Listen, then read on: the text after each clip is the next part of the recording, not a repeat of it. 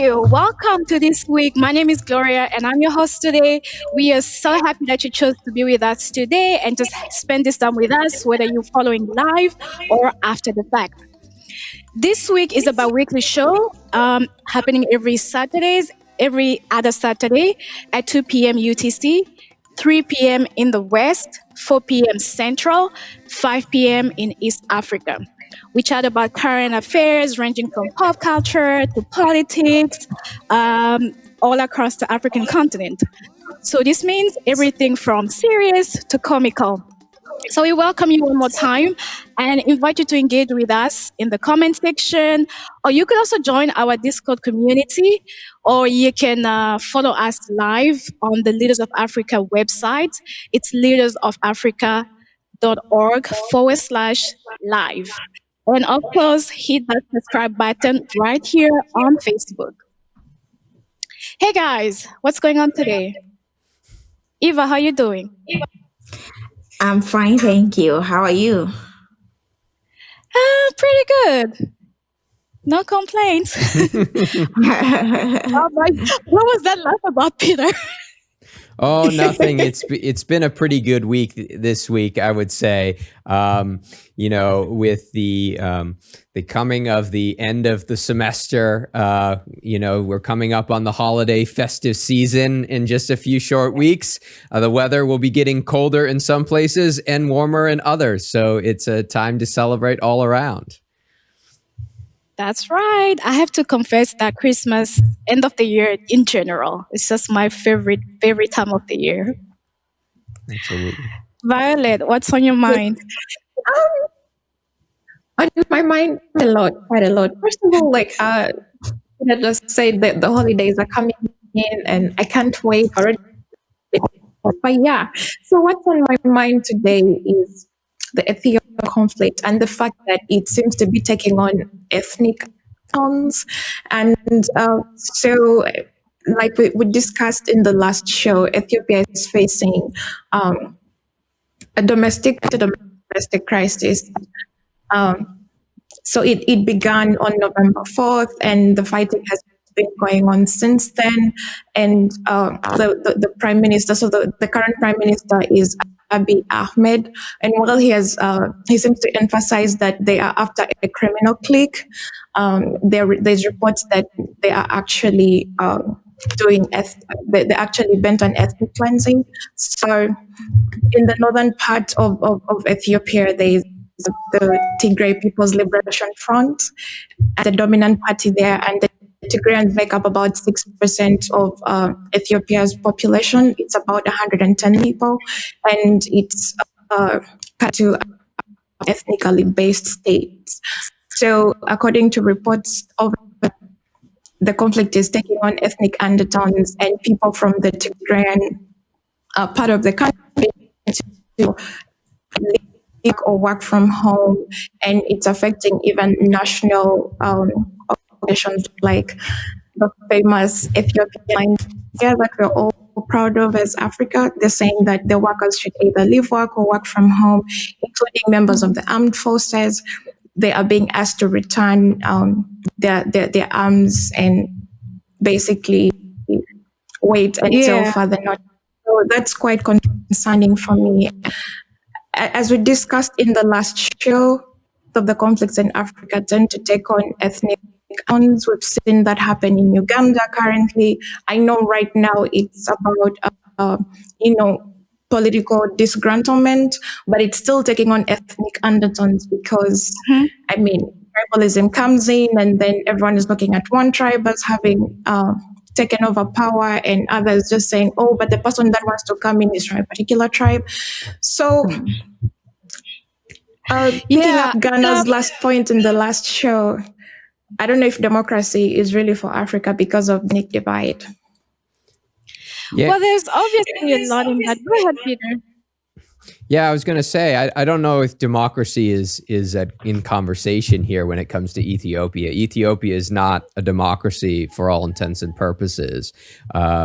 We're talking about elections in 2015, that were one of the most recent elections in the country. They were not overtly democratic. The current prime minister didn't come into power through a democratic means. It was through a period of succession, right? Because the former leader had died in office, right? So even though there's talk about opening the country up to some sort of more democratic dispensation, that hasn't been seen in Ethiopia and may actually be the root of the problem. And I think this is something that we have to think about, is that perhaps the problem is not that democracy has failed, but it is that we do not see a democracy in the first place, right? We do not see the healthy institutions that would allow people to articulate their interests in a free and open way, to join political parties, to have those preferences shared in the context of government. The other dimension, you mentioned this, the ethnic dimension, and I want to just put up the map here. Let's just put up the map here. So the Tigrayan people are in the more northern part of the country, near the Eritrea border, and you can see that there are other ethnic groups that are represented in the country. So some countries, and this goes to what you said, Violet, some countries, it's not just a matter of democracy, but it's also a matter of making sure that democracy looks different in different contexts. In the case of Ethiopia, it can't just be sort of majority rule, right? And the potential for a tyranny of the majority, but it has to take into account that you have smaller minority groups that have to be included. So we have concepts like consociational democracy, right? Where certain groups are given certain power and minorities are given certain power, but you still have underlying that democracy, right? So I think that has to be worked out in Ethiopia, and whether the prime minister is open to have that sort of broad-based reform conversation at that point, I think is still up in the air. Yeah. It's interesting. I think we lost Violet there. Oh, yeah, go ahead. Now Oh, I yeah. can hear you. Right. So I was saying that I'm not quite sure because according to the prime minister, he's trying to balance all the ethnicities out. And like you rightly said, it's very hard to say that there's a tyranny of the majority for most of the African countries, unless we begin thinking on a national level, because for almost every African country, there's all these little bits of, ethnic groupings. So, and at some point, it's just hard to hit that balance where you're able to satisfy everyone. At some point, everyone is going to be disgruntled. So I don't know, but I feel like we need to move the conversation beyond ethnicity more onto a national level where people identify first as Ethiopians or as Nigerians or as Ugandans before they identify as their different ethnicities.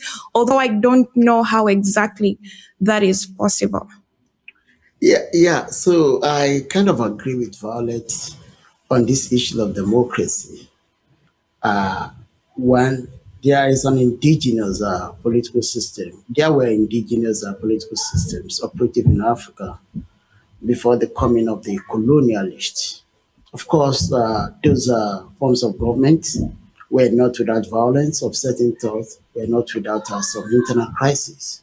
But it appears to me that the situations then were better managed compared to what we are beginning to see. And when democracy was introduced to Africa, I won't think they took into cognizance the defining attribute of different African communities. When you look at the United States, for example, the US is not necessarily the same as Ethiopia when it comes to the factors that define the society. In the US, people identify as United States of American citizens. But when you go to Ethiopia, the tribes comes before the country. The ethnicity comes before the country. You can't discount this. We can't discount this when it comes to the concept of governance in that particular country. That's true. And that is why we need to go back to the conversation about what is the best forms of governance without all these external influences forcing people to force feed themselves into a particular way of governance. I think this is part of the issues that African scholars and Africans generally we need to think about. So coming to that Uh, point, Ghana, I always think of this critique of democracy on the continent of Africa, and I wonder, okay, we can have that conversation, but what is the alternative? And I've never heard anybody spell out what that alternative is, right? We don't think democracy is working. Let's give it up. But let's try something else. So the something else has never been defined, and my argument is we haven't even tried democracy to the fullest extent. And in fact, even countries that are democratic arguably have not fulfilled that the overarching promise of democracy, and that's why we see problems in places like the United States as well, because there are barriers to a democratic state, and people are frustrated with that fact, right? So that would be my argument. What is, or my question, I guess you could say, what is the alternative? I think the Well, Peter, the alternative thing is is, on a national level. Because, I mean, even if we just took democracy out of the picture and said, okay, we're no longer thinking about democracy, let's just think about fairness and equity. For example, a country like Uganda that has 86 tribes, when are we all going to be president from each tribe? I mean, at some point, we really have to stop thinking about the microcosms that we live in as communities and ethnicities and think about ourselves in terms of national means, at the national level, because we can't be equitable enough to satisfy everybody where they are. If we really think about ourselves as the different tribes and not as Ugandans or as Nigerians. So I think it's not even about democracy even. I think if we just think about it in terms of equity, and because we can't think about it in terms of equality either, because I mean, we are skewed. We're not all developed at the same rates, and people have different needs. So if we think about an equitable governance system that looks at the country as a national whole, as citizens who are all entitled to being treated fairly and heard, then maybe there's a chance.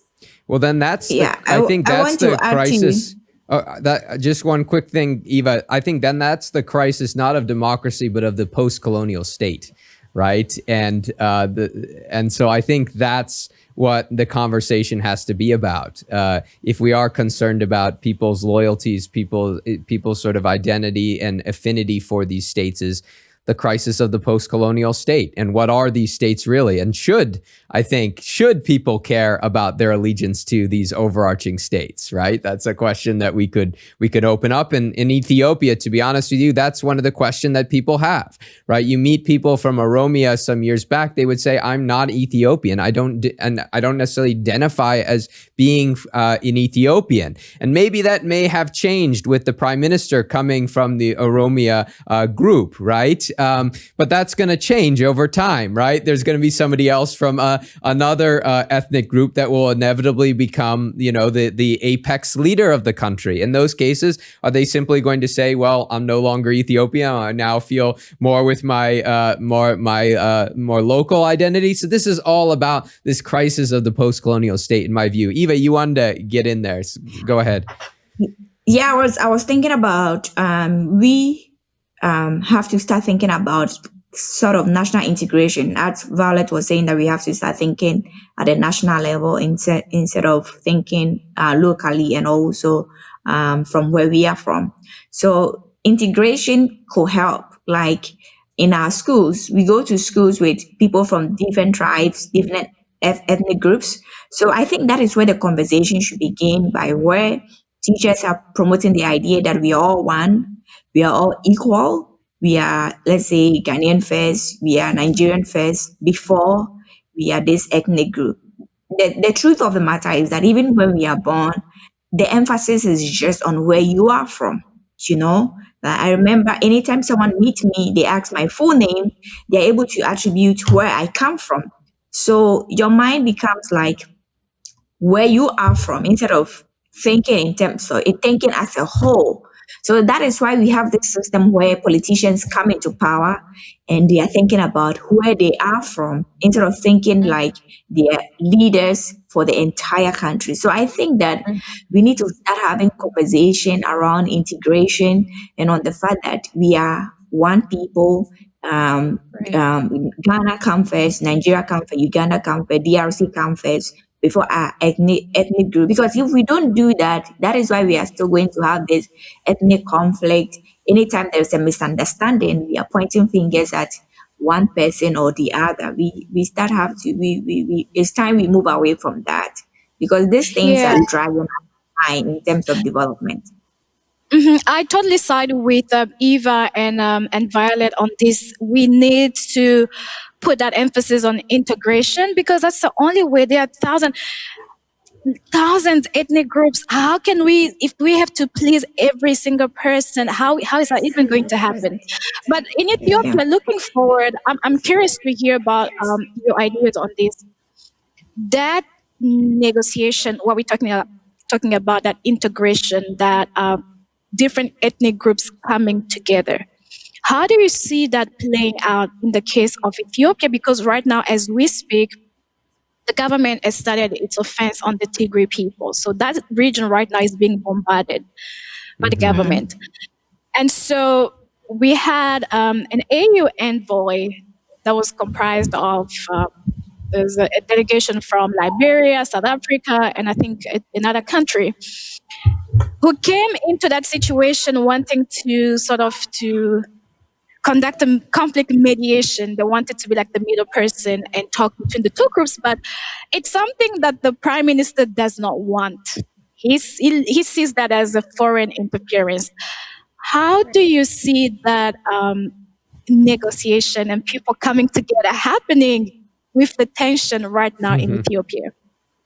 Yeah, that's a tough one. I think when the with the AU, the African Union, that is right, and these regional bodies, the general line is non-interference, right, or non-intervention. That's been sort of the norm, and that dates back to the period when they were fighting against the colonial powers, right? So they didn't want the colonial powers to intervene in their affairs, and then they extended that to each other as well. So there always has been this sort of underlying sort of notion of non-interference. Now everyone turns to the AU or the sub-regional bodies when they have an issue in their country and ask them to intervene. Some people do, right, in crisis situations, right, to have this mediation. But and Ethiopia traditionally has been very much a country that has embraced the AU and mediation and things of this nature because the AU headquarters is there, and they sort of said that this is part of our project as well. The Ethiopian project is Africa's project as well, right? And so it's kind of interesting to see how when the dynamics don't necessarily advantage you, right? In the case that mediation could give some support in some way to the Tigrayan sort of grievances there, then they throw up the wall of non-intervention, non-interference in this discussion, right? And so it begs this question, what are the principles for intervention and non-interference, right? And I think in the case of Ethiopia, I tend to argue that it's really important to have continental-wide integration and mediation first as a first step, then getting other international external actors involved. But to do that and to prevent external actors from getting immediately involved in the conflict, those outside of the immediate region, you have to be able to solve the problem within the region. So I think the prime minister would do well to hear the African Union out, to come to the table and have that conversation. Because if it's not going to be that conversation, then the conflict is going to continue to get worse and attract more international actors. And I don't think that's helpful. Not only for Ethiopia, but the Horn of Africa and the region that has already seen a significant amount of external actors getting involved. So I'm glad, Gloria, you raised this point of the mediators and the role they may play. And that's my sort of initial thought. And the thing is this, Peter, we've learned a lot of things in Africa. Libya is a case in point. And African leaders felt if they had handled the case in Libya wouldn't have gone to the wide. The situation in Libya has gone out of hand, and a good number of leaders in Africa, they felt it was because the issue in Libya was not handled by African leaders and the African Union themselves. Hmm. Of course, they played some role, but the Yeah. Western interference impact just, it's about their interest, not necessarily about the interest of Mm. Libya or the interest of the continent. And I think our leaders in Africa, we've learned a lot of things from the principle in Southeast Asia. When you go back to Asia, they go by this concept of non-interference. And that is why the African leaders sometimes they do what I call the subtle engagement before you see the physical one. I won't want to think that they are not interfering in the Ethiopian crisis, speaking to stakeholders, and Hmm. possibly they will be doing that feasibly when there is the need for that. And I actually commend the African Union for stepping in. Look at the case in Mali.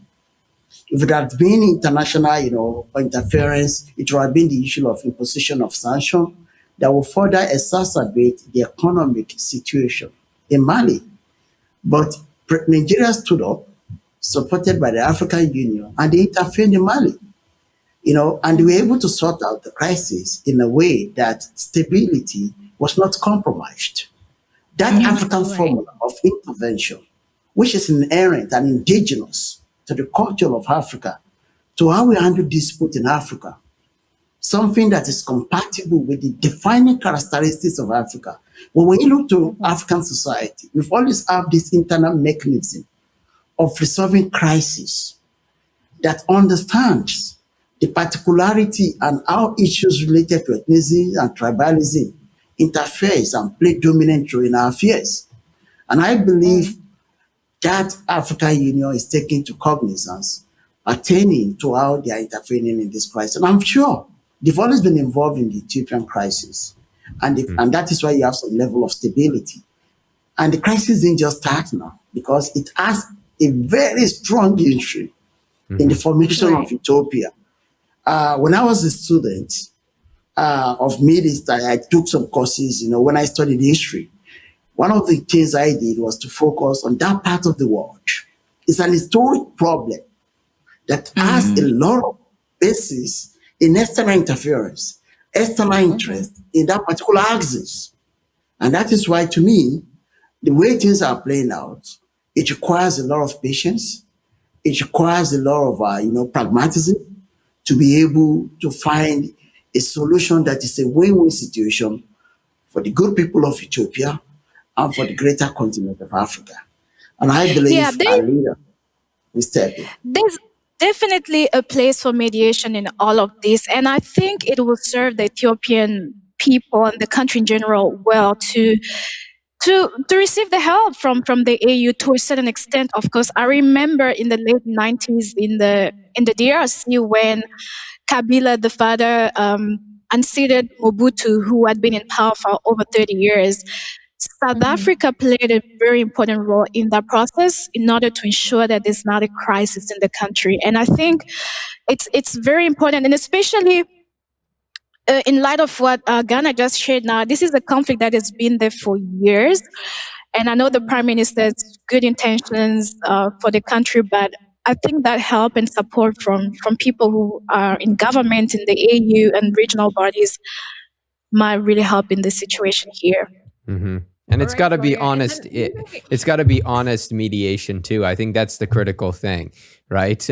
In the case of South Africa and the DRC, one could argue that the South Africans also had significant interests in the DRC, in the mineral sector as well. So there's some reason for stabilization that countries have in certain areas. So I think my hope is that that mediation will be not on the basis of some sort of interest of one country in the region or in the neighborhood, perhaps, but a real interest in solving what is becoming a regional crisis, right? So there are refugees that are now leaving the country, and now a conversation just coming up in the last couple of days about the rights of refugees to leave the conflict zone. And so these things have to be dealt with because they don't just influence Ethiopia. And I think this is the critical thing, is they influence the neighborhood. And I agree with Ghana that I think if Ethiopia wants to forestall larger external sort of intervention or influence, as we saw in the case of Libya, then the AU and the Horn of Africa's regional sort of consortium has to really confront these issues head on. I agree with everything Right. everyone has said. Laura, if I may, I Mhm, go also ahead. think that even beyond mediation, I think that countries really need to take a very hard look at ourselves internally. And kind of, if we juxtapose it with the issue of racism in the United States, for example, we've all heard that racism is now structural, it's institutionalized, it's built into the very fabric of institutions. I think for the case of Africa, for most African countries, ethnicity has also been institutionalized and it's built into the very fabric of institutions. So you find that when we have leaders coming in to take over power, as much as it's a democratic process and we're handing over power, there's always that ethnic there's always that ethnic undertone whereby people from one region are like, now it's us in power, it's our time to eat, or it's our time to benefit. That whole thinking nationally is still absent. And I think that, just like Eva mentioned previously, that it needs to begin in the schools whereby kids and students are brought up to think nationally, because I think with the older generation it might take a while to catch on, it might never even catch on. So we need to think in a distant manner, think about the generations coming ahead, and hopefully maybe they can think on a more national level than we are right now. Because if we don't, then we'll find that we are treating symptoms, and then we're going to have these mediations all the time, because the problem itself is not solved. Because I think ethnicity has become institutionalized to a great extent. And then also for the case of leadership, because I mean, it's very hard for the prime minister to convince me that he's thinking nationally if he is intentionally going after one ethnic group. Excuse me, after one ethnic group, it becomes very hard to convince the rest of the country. So imagine next time if someone from the Tigrayan region captures power, they are probably going to go after the ethnic group from which the prime minister comes from. So, Well, one thing that is true is that temperatures right now in Ethiopia are still very high, and we'll right. keep an eye out and see how that situation evolve, and of course, continue this discussion offline. Um, Right. I want Or online for that matter on the Discord. Yeah, On absolutely. Discord, absolutely. we can keep talking Yeah. about it. Any good positive news coming out of Africa? Yes. So, COVID-19 has been ravaging a lot of countries. So, Africa, fortunately, we've done a lot of work and we've done well in managing COVID cases on the continent. I think in the whole world, African countries have like the lowest COVID cases and even deaths. Because when COVID started, the fear was that because of our weak hospitals, like weak institutions, we are not going to handle COVID cases really well. So, but our leaders have had experience in managing pandemics before. So they use that expertise to manage COVID. One thing that is going on is that one thing I've been asking myself personally is that right now that we've managed COVID cases really well, what are we doing in terms of the production of a vaccine? Have we heard any leaders talking about any clinical trials or any vaccine that is coming out that we are producing ourselves? But if you think about the issue of COVID, it's a global pandemic. So in terms of even the production of a vaccine, it has to be coordinated internationally and globally. So currently, a network of 13 African countries have joined global researchers to launch the largest trial of COVID-19 treatment on the continent. And this involves the Antwerp Institute of Tropical Medicine and international research institutions. And what they are trying to do is that they are trying to run a clinical trial to treat mild and moderate COVID-19 cases. And actually, this is going to be led by African doctors. This is going to be done internally by our own doctors using their own expertise to run these trials. And this trial is going to begin at 19 sites in 13 countries.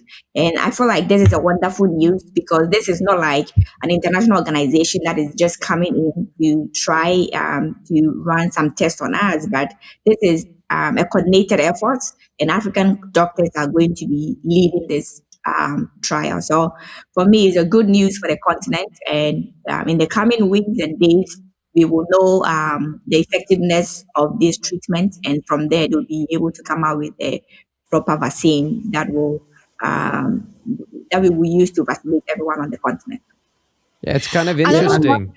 It's very this news. interesting because it raises this question. I think we talked a few weeks ago about the equity of the vaccine, right? Both in Yeah. terms of research ethics that demands that when it comes to trying out treatments that the benefits are shared equitably, and I think it also responds to criticisms that were out there at the beginning that we talked about, where there was that discussion that only trials would happen on the African continent, right? Right. And that was, again, on the other side of this, not equitable. So it's really good to see that there is this discussion about equitable benefit, sort of treatment as well as engagement when it comes to the vaccine. So I was also, like you, Eva, optimistic about this recent development.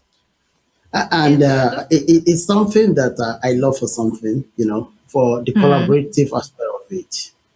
And it's telling the world that Africa is not a burden to anybody, that Africa has the capability to take on its own challenges and advance solutions to them. And it's also a point out to the fact that Africa is telling those who are living in this colonialist thinking that they always have to solve Africa's problem, that Africa, we have the capacity to look into our problems and advance solutions to our problem.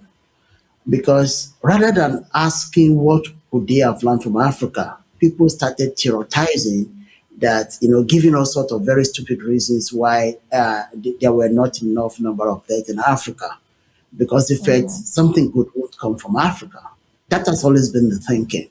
But now we surprise the world by providing leadership that rose up to stop the pandemic becoming a disaster on the continent. We never got credit for this. And we deserve credit because it's the same virus that we have in UN. People brought it from the US, people brought it from all over the place, from France, from China to Africa. They brought the same virus that killed multitude, millions of people in those places to Africa. And we're able to contain it in Africa. That means we have something that is working for us internally on the continent that all along we've not recognized. And I think that was one of the factors that motivated the coming together of different countries in Africa, brainstorming what they can actually do, what we can do to address the problem of coronavirus by coming up with a vaccine. The way it's been structured, I'm so happy that we are taking leadership, advancing solution to this problem. We are not begging anybody, come support us to do this. No. It's a collaboration coming together.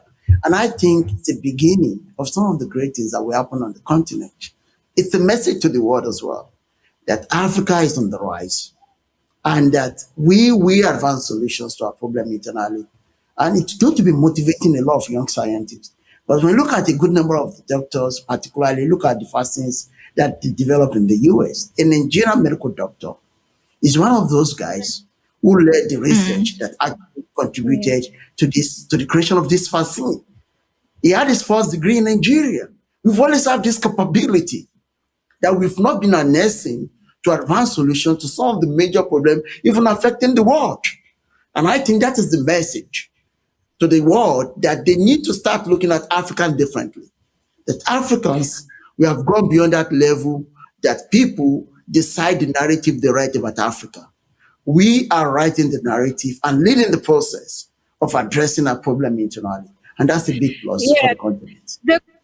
the collaborative aspect of it is what gets me so excited. I mean, the moment we different countries can start working together, sharing knowledge, Yeah. sharing expertise and resources, that is exactly what we need. And for me, I was like, this is what we've been talking about and waiting for a very long time.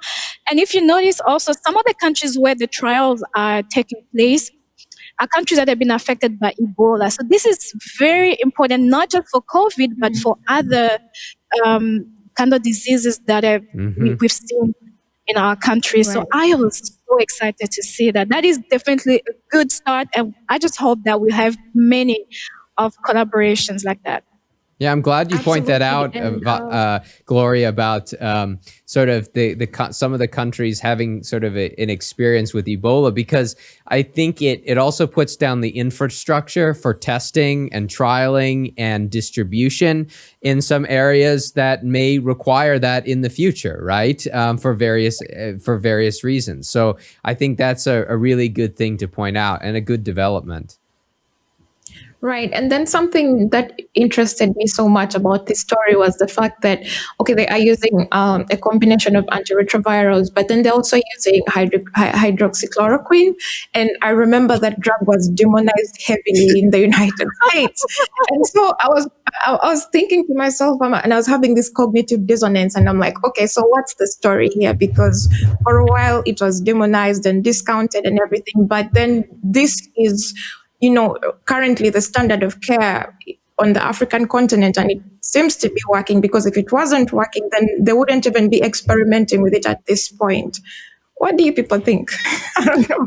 Okay, I think let that me is come to settled. that. I think the issue of hydroxychloroquine has been settled. It is not effective in according to Exactly. international studies. So it is Exactly. discredited for good reason. In fact, in some people, it can create more problems than it causes. So I'm Exactly. glad that the current discussion is focusing on the vaccine and sort of the success of the vaccine, which seems to be getting some traction, right? We're still waiting for larger studies as these trials continue. But I think this is the hope. And it just shows that scientifically based cures, or not necessarily cures, but senses of immunity can be created. Whereas this hydroxychloroquine debate was really one about people's views on science, right? And science said otherwise, that it was not effective. So I want to just be clear about that for our audience as well. It is not effective. Yeah. So, Exactly. so what you're trying to do is that the hydroxychloroquine is going to be like a control. So as the Right. trial goes on, they are going to have it as a control to also test its effectiveness, because it was also used, and the chloroquine was combined with other kind of vaccine that was used to treat people on the continent, like HIV vaccine, malaria, kind of different vaccines were used. So those are going to be like control. But for me, the most important thing is that African doctors didn't just sit down and wait for the vaccine to be developed elsewhere and brought it to them for them to start using to inject people. But this time it's like a collaborative effort, not just the doctors thinking internally, but also they are sharing knowledge with the West. Like, because this vaccine is being done with an institution, the Tropical Medicine of Science in Belgium. So they have been working together alongside. Actually, the tropical medicine has been working with a lot of African countries for so many years. So when Corona came, they are like, hey, is there a way for us to start working on coming out with a vaccine or in trial in this case? So I am glad that it's not like one country thinking about themselves. Like what is happening in the US is like Trump is thinking about just the United States getting the vaccine. But, this is a global pandemic. If you treat one country, you have to treat all the other countries. If you treat one country, people from other countries that are not treated will still come into your country and they may carry the virus. So this has to be, when you are thinking about it, it has to be taught globally.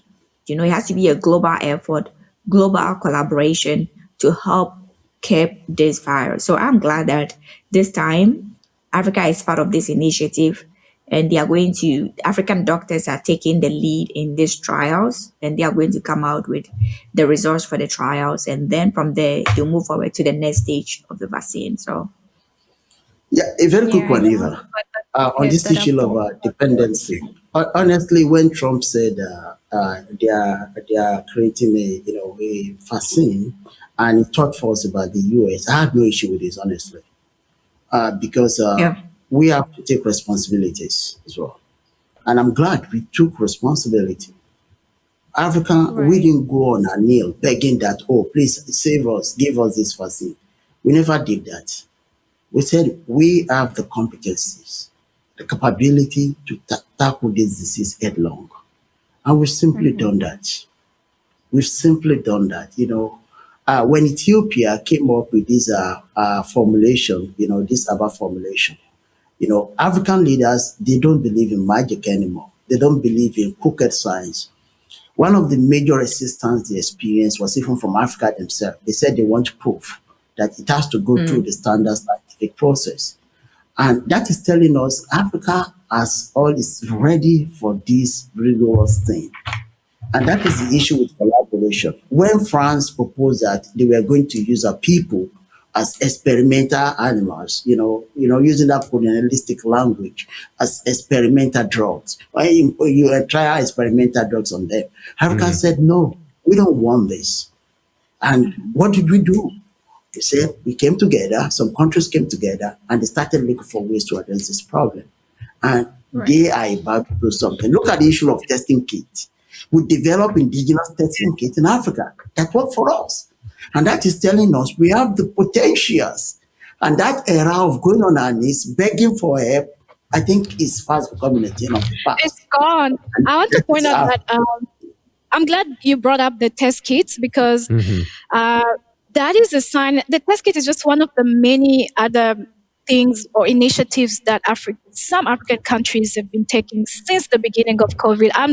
I'm very proud. I mean, Senegal created the test kits, and it worked and distributed it around, and it's just very encouraging news. And this network is just like it's like a cherry on top. Like there's so many positive things that were done. Even the making our own masks. Countries were creating all kinds of masks, and having access to masks was not that much of a difficulty, I would say, in certain parts, of Africa. So I am just so happy and looking forward to the results of this trial. Yeah, one more point to add to that. I felt like when the COVID started, there were a lot of innovative ideas that came out of the continent. Like people were creating all sorts of things in terms of like hand washing. Like people came out using local things, local resources, created a lot of things. And even in Ghana, there was this guy who created a hand washing sink that was powered by solar panel. And what it does is that it reads the number of like the seconds that you have to wash your hand. And I felt like it was really innovative. A lot of people came out with a lot of innovative ideas. So it's like the thing is we have the idea, the knowledge is there, the talent is there. Is time that our leaders start to invest in this kind of knowledge, in the youth, in the people, to start leading innovation on the continent. We can't wait for someone to develop something before we take advantage of it. We have to start asking ourselves, what can we do? Because with the COVID crisis that came, the innovation that came out was just amazing. So, and even for the fact that Madagascar went ahead to create its own herbal medicine, thinking about how to treat virus, and African leaders and people in South Africa said it has to go through a clinical trial for us to make sure of its efficacy.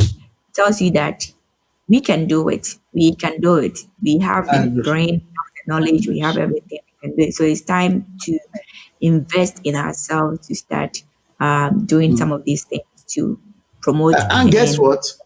of the We continent. created ventilators at the University of Lagos. A friend of mine, Dr. Akim Amuda, I was with him in Malaysia when he was doing his PhD.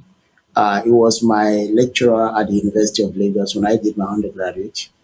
He led a team of undergraduate students and maybe two other professors who created a ventilator, and the ventilator actually worked well. And there were also other young kids in the country that created ventilators. Even this screen that people the face shield, Nigerians came up, created this face shield, and they even made it in the commercialized stage. And I've gone to the market and I've bought face masks that were imported from Africa to the US for sales. And that is telling us people are taking over this narrative.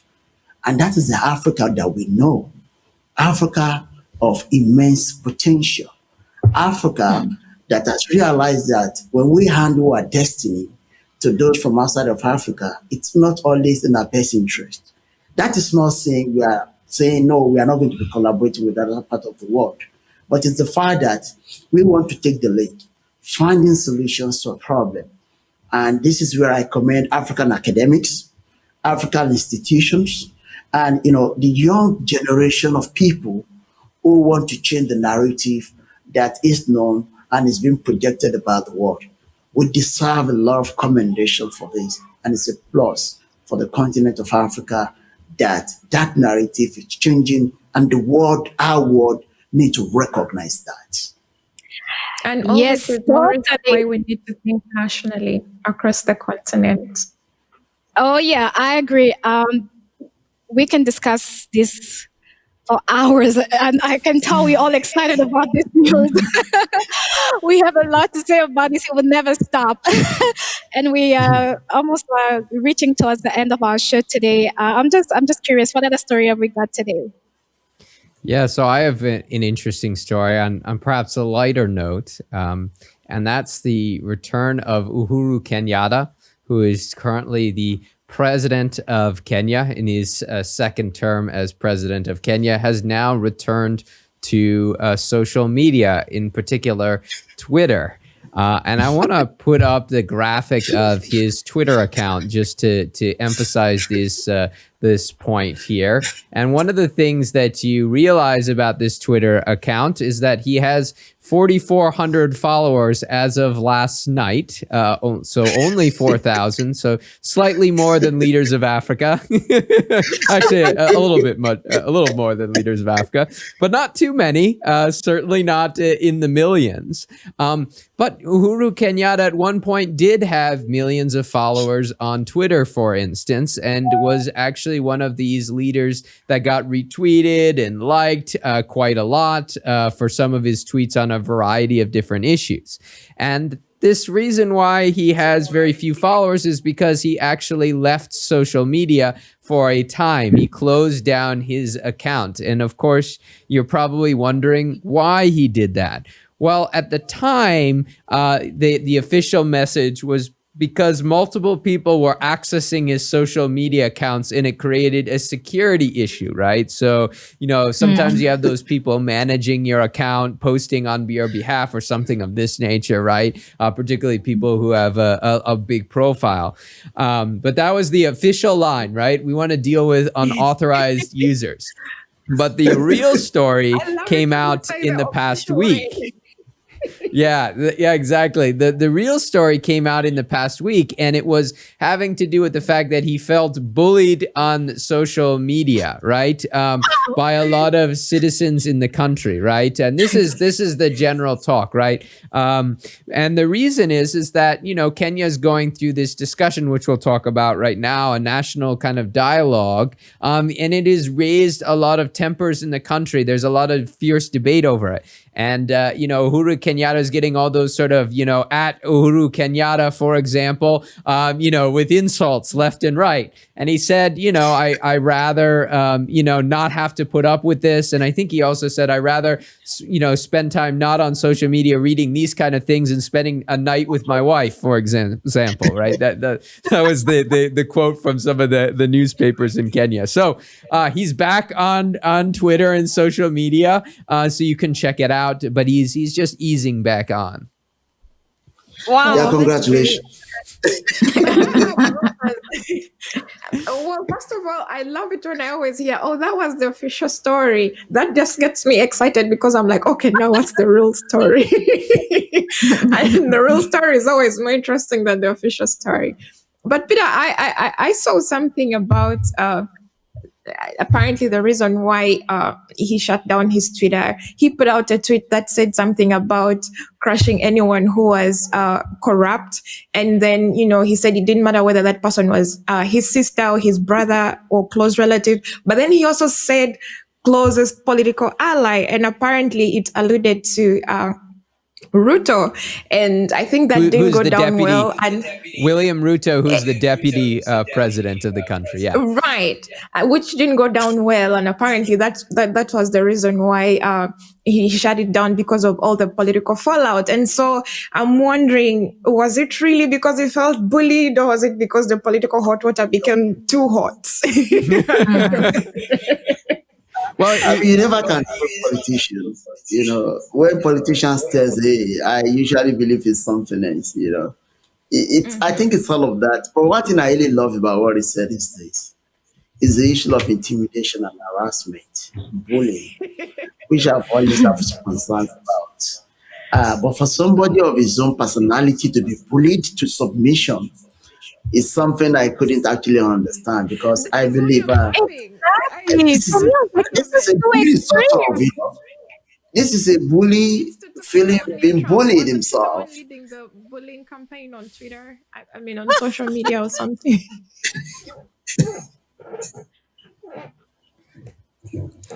Yeah, no. This was very interesting. I felt like for a person that powerful, at his level, just completely abandoning the social media account. And he had a lot of followers at the time when he closed down his Twitter and if his Facebook as well, it was not just Twitter. And Violet, you're right. That tweet about corruption was the last that he tweeted. eh, And I think I want to say something. I mean, the truth is that it was good that he stepped back, because I think that if he felt bullied, he had every right to step back to actually also think about what he puts there that infuriates people to bully him like that. So I feel like once in a while we all need to step back from social media to reorient. So if the whole president felt bullied, as Violet was saying, that with all the resources he has, I mean, if you felt that way, then how much more we, the common people? So I just feel like the reason he gave is very interesting, but that is what he said. Honestly. We don't want to tease But, out but, any other motives. That is what he said. So we will just go with that.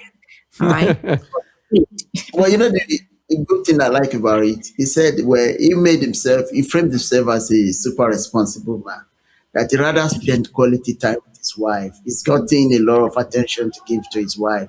Oh, my people, I recognize your power That to is bully me to funny. submission, but it's time to go back to my wife for some comfort. The fact that he mentioned his wife, but the take home to me is this, and that's going back to this conversation about Twitter and everything.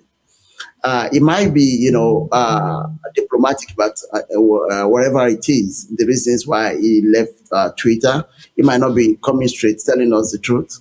But there are some concerns I've always had about some of these platforms, where people get to bully people without, consequences. And this is fast becoming a threat because bullying, it has always taken place in when people meet themselves physically, but in the online community where this has become a trend, it's been so difficult to actually place a kind of control and impose some kind of consequences on individuals that are involved in places like Kenya, in places, I mean, some other places, so even in the US, you might even find it difficult to track down who the bully is. And I think this is an important issue. And the other issue to me is that we need time for our families. We need time for our friends. And when we Yeah. spend the whole of our day in this online community, it takes away a huge part of us, which I think is necessary. And I respect his decision falling back to his wife. And I'm not a Twitter guy. And I welcome him back to the platform. And hopefully he doesn't get bullied. yeah, no, Well, I'm I personally did find it. very, very happy for his wife and his family. I'm sure they had, some quality time during this period when he was off Twitter. And yeah, that's a positive out of this story. Violet was saying something. Yeah, it was quite interesting. And well, I was just thinking to myself because right now, it's a time where most governments are going on social media because they're trying to be more responsive. Because with social media, I mean, there's real time communication, real time responses. You can come out and clarify things, and I mean, there's a lot of leadership that is required from presidents at this particular time. And so I Mm. found it quite interesting that he chose to step back right now when everyone is on social media trying to get ahead of things. But yes, I do respect his decision. Although I agree with Gloria that his reasons are quite interesting. And as Ghana also highlighted that, I mean, in this era of social media and the internet, it's a highly unregulated place. I mean, people Yeah. have hundreds of accounts, tens of accounts, and under fake names, you can't really track anyone. And so the potential for mental health issues and for bullying and all these cyber wars and everything is high. And I think it's a healthy option as a human being that he took to step back. But as president of Kenya, I think this was the time for him to be on the front lines. So I don't know. I'm a little bit in the middle. I don't know whether to agree with him or not agree with him. So on a human level, on a personal level, I agree. As the president of Kenya, I think he should have been on the front lines at this time.